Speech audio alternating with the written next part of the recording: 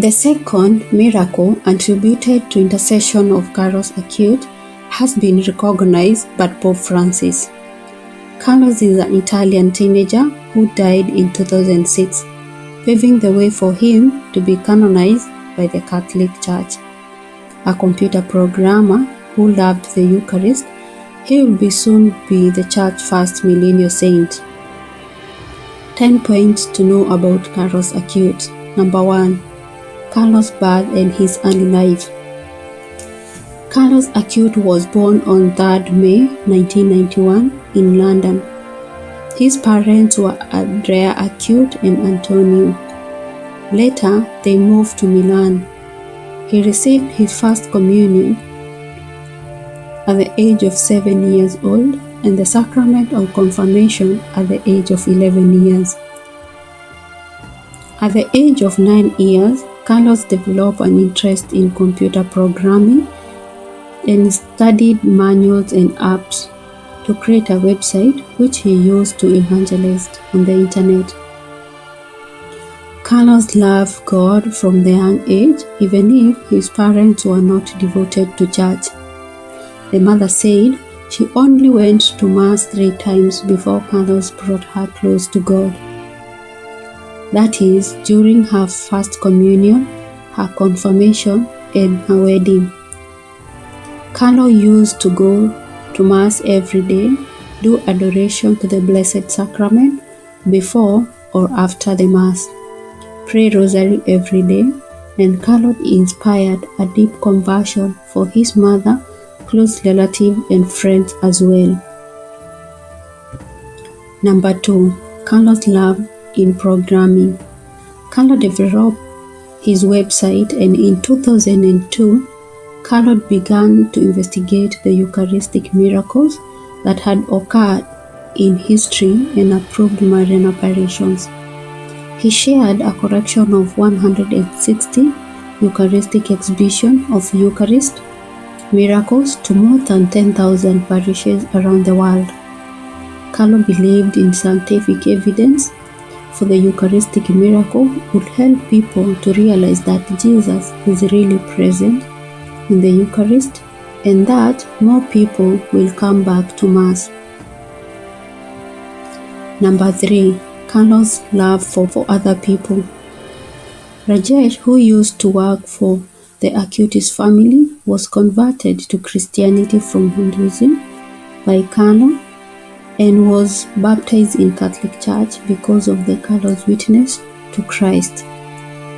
Carlo taught Rajesh how to pray the Rosary and told him about the real presence of the Christ in the Eucharist. Rajesh said that one of the things that most impressed him as a non-Christian was the witness of Carlo's love and concern for the poor and how he interacted with the homeless who would sit at the entrance of the church and would bring dishes filled with food out to people living on the street around his area. He used his savings to help the poor as well. Number 4. Carlo's bravery in faith. Carlo was not afraid to uphold the church teaching, even if the situations when his classmates opposed him. Many of Carlo's high school classmates remembers Carlo passionately upholding life start from moment of conception, when there was a classroom discussion about abortion. Number 5. Carlo was faithful friend. He was known for standing up for kids at school who got bullied, especially children living with disabilities. When a friend's parents were getting divorced, Carlo made particular effort to include his friends in Acutis' family life.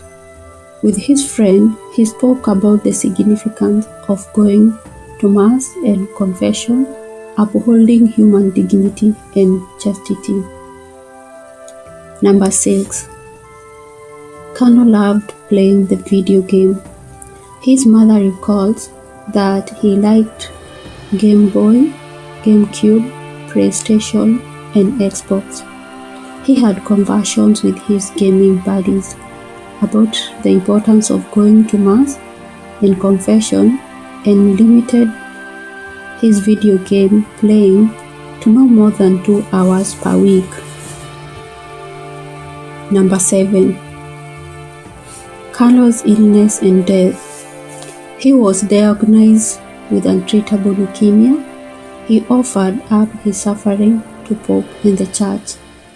On 12 November 2006, 6:45 a.m., Carlo died in hospital at the age of 15 years, and he was buried in Assisi.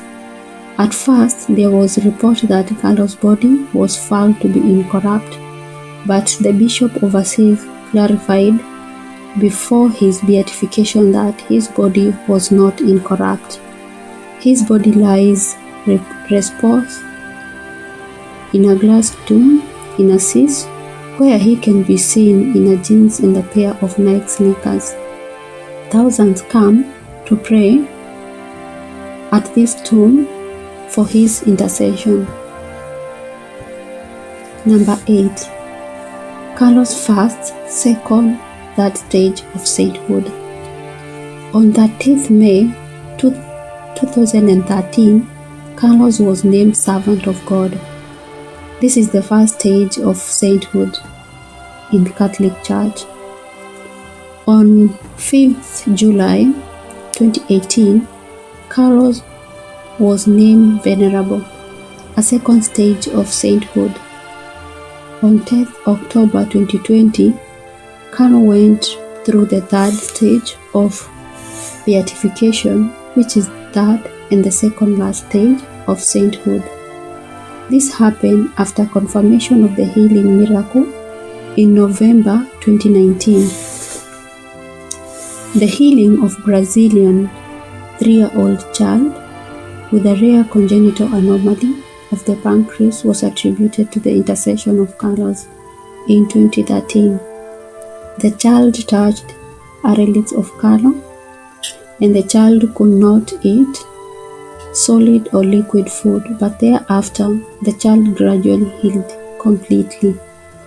This has been proven by doctors and theologians that this was a miraculous healing.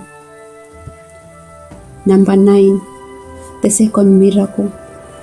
On 23rd May 2024, Pope Francis confirmed a second miracle attributed to Carlo's intercession in a decree. The miracle involved a healing of 21-year-old girl from Costa Rica who was near death after seriously injuring her head in a bicycle accident on 2nd July 2022. The accident left her in a coma due to severe and irreversible brain injury. The mother prayed for the intercession of Carlo and visited Carlo's tomb in Assisi on 4th September 2022. The mother placed her written prayer intention in prayer box, and the miracle happened. After a few days, she recovered. This made him called Blessed Carlo Acutis. Vatican will announce the date of Carlo Acutis canonization. The ceremony could take place this October or during 2025 Jubilee year, which is a special Jubilee for youth and Jubilee for teenagers.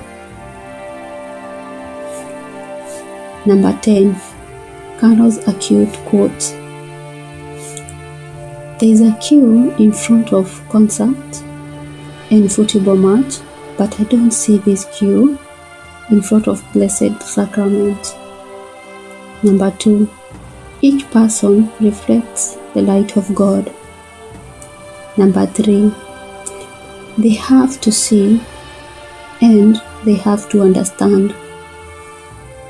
He was referring to Eucharistic miracles, which are scientifically proven to be miraculous, and is really the body and blood of Christ in Eucharist. The collection of Eucharistic miracles he compiled Number 4, to be always close to Jesus is my life plan. Number 5, what does it matter if you win 1,000 battle if you cannot win against your own corrupt passions? It does not matter. The real battle is with ourselves. Number 6, I offer all suffering I will have to suffer for the Pope and the Church. In conclusion, we read John chapter 6, 53 to 56.